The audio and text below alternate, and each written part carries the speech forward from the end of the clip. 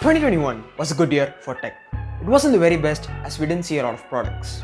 Like the Samsung Note series phone, the 9T from OnePlus, there were delays due to chip shortage, and we didn't see any of the major competition from Huawei, and the Chinese smartphones were getting slightly off the radar. I'm recording this in mid-January of 2022. There is a third wave and lockdown already, which is getting my hopes down for 2022, but here are not 5, not 10, but 15 of the tech products and events that I'm hyped for and looking forward to that could make 2022 better. The countdown is from least interesting to most interesting, so stay till the end to find out. If you are redirected from the short that I uploaded on January 1st, you might have had a rough idea, but here's the main picture. Number 15. Consumer Electronics Show, popularly known as CES. The reason this is last on the list is because there are a lot of concepts and vaporware in CES. Display tech such as the Quantum Dot OLED TVs, new versions of Mini LED, Micro LED, Neo QLED, and OLED EX, which will be featured on the flagship TVs of Sony, Samsung, and LG respectively, and a lot of Samsung foldable glass concepts, which will be manufactured by Samsung but used by other companies in their products, were shown in CES. Oh, there is also a Samsung remote, which will be powered by the radio waves from the Wi-Fi router. There is also a Samsung portable projector and an insane 4K massive curved gaming monitor, the Samsung Odyssey Arc. PC components such as the 12th gen Intel Alder Lake CPU and the AMD Ryzen 7000 desktop chips and 6000 laptop chips were announced at CES. Speaking of PC and laptop components, here are the laptops that released during CES. The Lenovo ThinkBook Plus Gen 3, which has a huge secondary screen on the right side of the laptop. The Asus ZenBook Fold 17. So we have seen foldables that acts as a tablet when open and phone when closed. But the ZenBook Fold 17 is essentially a tablet when open. It could be semi-folded into half and used as a laptop. The Dell XPS 13 Plus, which features a modern design in which the keycaps are larger, there is no gap between the keys. The haptic trackpad is seamless without any borders, and there is new capacitive touch function keys. The Asus ROG Flow Z13, which is an extremely powerful tablet or a 2-in-1 when attached with a keyboard. Asus Zephyrus Duo 16, Zephyrus G14, Strix Scar 15, Tough Gaming and Tough Dash F15 ZenBook 14X OLED Space Edition were released from Asus, and Lenovo ThinkPad Z series and Acer Swift X14 and 16, all of which are set to feature updated specs and improvements in the design. Number 14. Electric cars. No, I'm not going to talk about the BMW iX Flow that has e-ink, which enables the exterior of the car to change the color from black to white with the touch of a button. No, I'm not going to talk about Tesla's Roadster or Cybertruck, or even Apple Car for that matter, or any of the electric cars from Hyundai, Ford, Audi, Mercedes, Rivian, and Hummer. It's high time that we update our road rules and regulations and start creating charging networks for electric cars in India. After Elon Musk stated Tesla is working through a lot of challenges with the import duty and with the Indian government, state ministers from several states have invited Elon Musk to bring his operations in their respective states. If Tesla can invest and make trial and error experiments rather than setting up Tesla factories and start the production in India, which the government favors, Tesla is more likely to come into India if they were given the chance of the first case. Once a EV-oriented company enters India, the primary focus would be to change the decision of the buyer who would normally choose a gasoline car to an EV by offering affordable EVs. Once that happens, the pre-existing companies will switch from hybrid EVs to actual EVs. More competition equals more offerings to the consumer, which is more better. However, Hyundai, Kia, and Tata are set to release EVs in India in 2022. Number 13. 5G infrastructure. 5G is the 5th generation of the wireless network technology. Since there is no development of 5G infrastructure in India, the smartphone companies ship the phone with less 5G bands. By the time we start making 5G infrastructure, the developed countries would be ready with the mainstream 5G and would be in the preparing phase for 6G. So there needs to be a start of the 5G infrastructure. With great speed comes great set of problems. The 5G range would be very low. Any building, trees, or even rain could disrupt the 5G signal. The ping would be high. The upload speeds of 5G would be similar to the upload speeds of 4G. The heat dissipation in the phones would be high. The battery life would take a hit, and the infrastructure cost would be high. And finally, building the infrastructure would take years. There is also flights getting cancelled due to the 5G rollout in the US. And people are concerned about the health issues that exposure to 5G waves could bring. And the solution to the problem is to start implementing sub-6 5G, like some of the carriers in US and UK.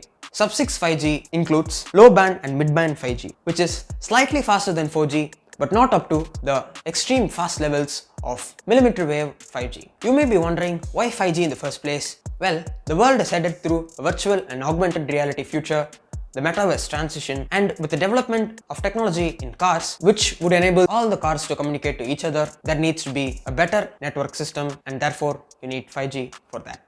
Number 12, the Mi 12 series. Xiaomi released 3 phones that belong to the Mi 12 series on January, but what I'm most interested to see is the Mi 12 Ultra. Great strategy that they're releasing it later down the year to go compete head to head with the Samsung's flagship like they did last time. Number 11, the Galaxy Tab S8 Ultra, the only real competitor to the iPad Pro. Ironically, the Samsung Tab S8 Ultra will feature a notch before Apple does it in their iPad. Why would you do that, Samsung? After making fun of the notch in the iPhones and Macs since the iPhone 10 to even recently in 2021. Here are the specs if you're interested, but the interesting feature would be the latency of the S Pen, which is set to reduce from 9 milliseconds to 2.8 milliseconds. Number 10. There is a over-ear headphone ear and the in-ear earbuds ear. Last year, the companies released active noise cancellation in-ear earbuds, which means this year we will get updates to the over-ear headphones from Sony, being the WH-1000XM5, Bose could be featuring the 700 Mark II, and Microsoft could release the Surface Headphones 3, and finally the Audio-Technica over-ear headphone upgrade that we have been waiting for. Number 9. The OnePlus 10 Pro. I like how OnePlus is launching the OnePlus 10 Pro this year with a subtle and stealthier approach. There is no loud slogans of how the phone would change the mobile photography, no exaggerated expectations, and therefore the phone may surprise. Pete Lau, the CEO of OnePlus, has said we can expect a well-rounded flagship. The phone has a new design that has a large camera module which blends into the edge. Definitely not seen that before. It looks like the S21 Ultra and the iPhone 13 Pro Max camera modules fused together. The OnePlus 10 Pro comes in 2 color options, being matte finish, volcanic black, and emerald frost, which is the green color one. Here are the new features to look forward in the OnePlus 10 Pro. The second gen LTPO display, which enables the phone to switch between 1Hz to 120Hz. OnePlus has also stated that they would be implementing dual-colored calibrated display that could technically display more accurate color at low and high brightness levels. By the way, stay tuned for my OnePlus 9 Pro review, but the partnership with Hasselblad actually gave a difference to the output of the photos from OnePlus 9 Pro. It basically improved upon the past generations of OnePlus devices. I am excited to see what the second year of the 3-year Hasselblad collaboration would do to the camera of the OnePlus 10 Pro. Besides that, the ultrawide is set to feature a 150-degree field of view. I don't think we need a fisheye lens in a smartphone camera. It's just gimmicks that the smartphone companies use to differentiate a product from another. The phone will be powered by the latest Qualcomm Snapdragon 8 Gen 1 chipset and will feature a 5000 mAh battery along with 80-watt fast charging. I would like to see the reaction of other tech YouTubers react to the ColorOS integration and software changes to the flagship OnePlus devices. I used OnePlus Nord CE and the 9 Pro at the same time. The 9 Pro with OxygenOS 11 felt more like OnePlus, and I didn't like the software experience from the Nord CE, which has ColorOS integrations. Number 8. The Pixel 7 Pro and the Pixel Watch. Pixel 1 and 2 XL were a huge hit. Pixel 3, Pixel 4 and Pixel 5 were the most disappointing ones. The 6 and the 6 Pro were a great comeback. Great design, great cameras, new chip. Though it got a lot of attention and hype, now there is a lot of complaints about the bugs in the software. Google, being a software company, should technically fix all the bugs. Some say the January update fixed most of the problems, but some say the problems still persist. However, I'm excited to see what kind of design Google will implement this year with the Pixel 7 Pro.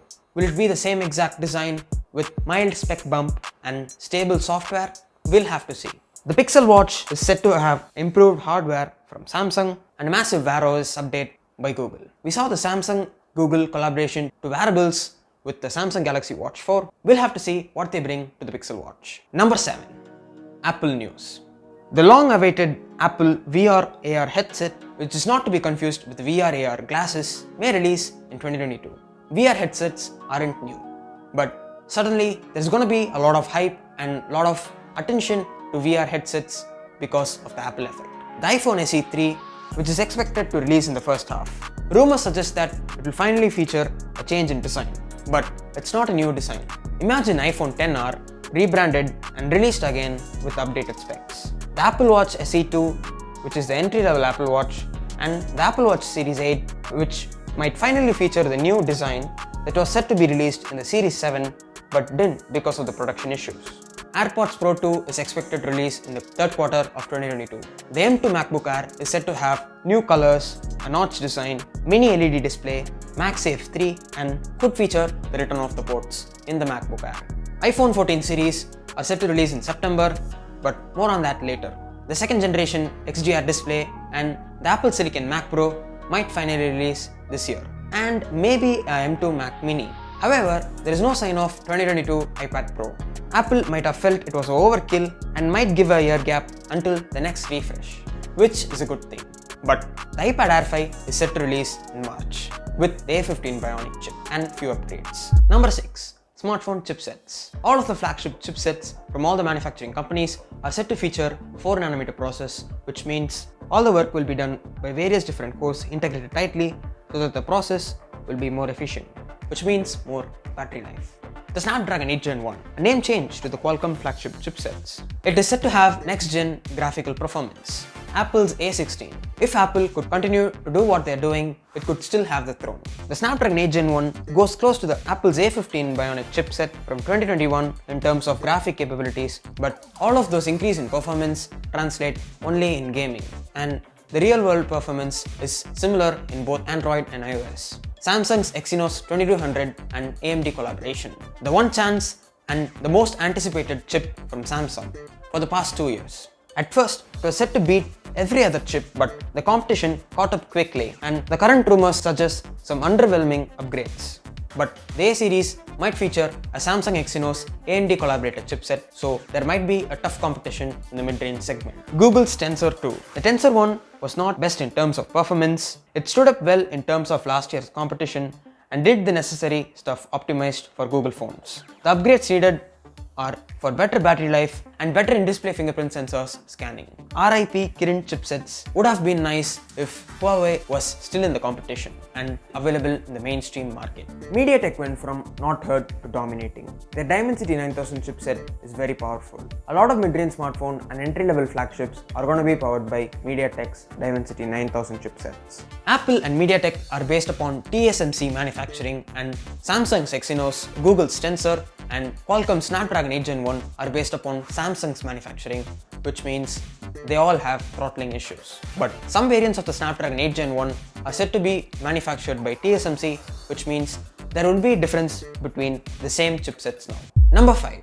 New form factors. We've seen a change from bezels to edge display to bezel-less to notch, then types of notches, then hole punch, motorized cameras, invisible cameras, and what would be the next future design element.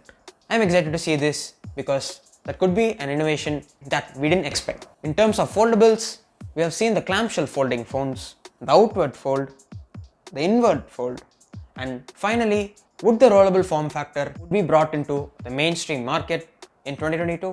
We'll have to find out the answer this year. Speaking of design elements, the under-display camera is set to have a next generation upgrade. We have seen the OnePlus Concept 1 with electrochromatic rear camera, the Galaxy Z Fold 3 with the second mover Gen 2 under-display camera, the ZTE Axon 20 5G, the first under-display camera to be featured on the smartphone, and the ZTE Axon 30 5G, which improved upon the first. So I'm waiting for the ZTE Axon 40 and the Galaxy Fold 4 to feature the Gen 3 under-display camera tech, and maybe a few other phone manufacturers would feature it too. Number 4. The S22 FE. There was the Note 7 redo, the Note 7 Fan Edition, then the S10e, S10 5G, S10 Lite, and Note 10 Lite, the Galaxy Fold redo, and finally the S20 FE. So when Samsung makes a phone for the enthusiasts, be it the redo or extra phones, apart from the regular and plus size phones, they check all the boxes, correct the mistakes, and provide the best they can offer for that price, and as a package, the phones are great. But at the same time, there is the Samsung A series and online only Samsung M series, and the F series, which is just a rebranded M series for Flipkart. Out of the A and the M series, the A52s and M52 5G packed everything for the budget, spec to spec. So the expectations were high for the S21 FE. The S21 FE, which launched this month, was late to the competition. It didn't hold the value of the fan edition as there was no microSD card slot, there was no charger in the box, there was no 3.5mm headphone jack, Snapdragon 888 or the Exynos 2100, which were last gen processor but still good, were only released.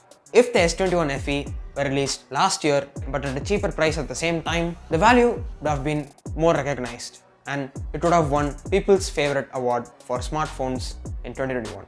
But delays due to chip shortage delayed the S21 FE's launch. But Samsung could redeem themselves by releasing the S22 FE in August. Number 3. iPhone 14 Pro Max. The design of the iPhone 14 Pro and Pro Max might be different. I wasn't very sure, but then I talked to a famous leakster related with the supply chain and who has a pretty good track record. And I have reframed his sentences into a more grammatically correct one. He stated, I know for sure there's a change in the design of the iPhone 14 Pro and 14 Pro Max, with a change from 20% smaller notch to now a hole punch. And he added to my second question of biometric authentication as news about in-display fingerprint scanner, the Touch ID isn't known yet. Then the conversation ended. New leaks suggest that the iPhone 14 Pro will have a hole punch and a pill cutout at once that would represent the eye from the iPhone. But I would personally like to see the hole punch and the Face ID technology under display. But I don't think they will go away from the Apple branding of the notch. They could have removed it back then with 11 or 12 or even in the 13. But if they are going all out like they did with the M1 Max MacBook Pros, a hole punch display, in-display fingerprint scanner, always on display, 30 to 45 watt fast charging, 50 megapixel rear cameras, and finally USB Type-C. You know what they will do is, they will make all of it as a roadmap for the next 5 to 6 years and release it one by one as incremental upgrades. But if they go all out this year, no doubt people will definitely prefer iPhone over Android and even tag it the best phone of the year. Number 2. The Gen 4 foldable phones. The main reason this is on number 2 on the list is because foldable phones are available for the mainstream customers worldwide, especially Samsung foldables. Foldable smartphones aren't a prototype anymore. Though the foldables are expensive, a layman can experience the foldable technology even in India, and it's not just in UK, US or China or South Korea. There is an increase in sales of Z Flip 3 and Fold 3 by seeing the sales of the foldable smartphones by Samsung in the Q4, and that was unexpected. When everyone were making fun of the Samsung Note series and calling it the phablet, Samsung was right and the form factor of the phones increased. And I think they're doing it again with the foldable smartphones. Number 1. It's my dream phone. I've always wanted to buy the Samsung Note series phone in the first half of the year, the time when the Samsung S series phone released with the latest specs. I was very close to buying the Galaxy S21 Ultra. It was my personal favorite phone from last year, but I knew that the Note 21 was cancelled beforehand and I was eagerly waiting for the merging of S and Note series. So the S22 series consists of the S22, S22 Plus and S22 Ultra, S22 Note or Note 22 Ultra. But I'll call it S22 Ultra throughout the video. S22 series are said to have the Snapdragon 8 Gen 1 chipsets in regions like Asia and South Korea, where we typically get Exynos chipsets which are inferior to the Snapdragon counterparts, which was less battery efficient, had heating issues, and the image signal processor's output differed from that of the Snapdragon version, which was better. The reason that I'm not sad about not getting the Exynos RDNA 2 2200 chipset is because it is set to excel only in heavy tasks like gaming because of ray tracing capabilities, and the Snapdragon 8 Gen 1 is already great, so it's not a problem. To manage the heating issues, Samsung have included a new vapor chamber cooling system. The battery life is said to be better. The rumor suggests that the image processing have gotten major upgrades even if it is the same sensor from last year to the S22 Ultra. The regular S22 and S22 Plus have gotten a camera spec bump. 1TB option for internal storage, so true 108 megapixel photos for the power users, and improvements in the 8K video recording. Samsung have proved that they have the best displays time and time again, so no worries about the display. The build quality of the S22 and the S22 Plus have set to change from plastic to glass again, which is good. The design of the phones are awesome. For the people who prefer flat edges, the S22 Plus is the one to go. And for the people who want to get the S22 Ultra, you'll get a boxier Note 20 Ultra-like design, which is my favorite design. S22 and S22 Plus will have a glass finish camera bump and will have the most screen to body ratio with minimal to no bezels. While I'm talking about the design, my favorite designs of the smartphones are number 1, the Note 22 Ultra, number 2, the Pixel 6 Pro, number 3, the S21 Ultra, the number 4, S8 Plus, which started it all, the Pixel 2 XL.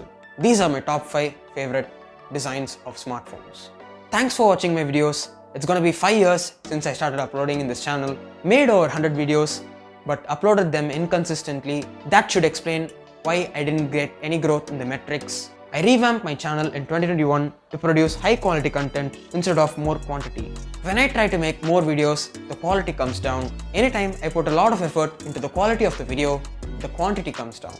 If you are an OG subscriber still watching my videos, thank you for watching. If you haven't subscribed but you hang around here and there, watch some of my content and like some of my videos, thanks for checking in. Besides the metrics, I've grown in terms of script writing, storytelling, camera, editing, sound effects and act of balancing the product review. I'm happy for that and I hope to share more of my creations in the coming year. This is NikhilvKanna signing out. Peace.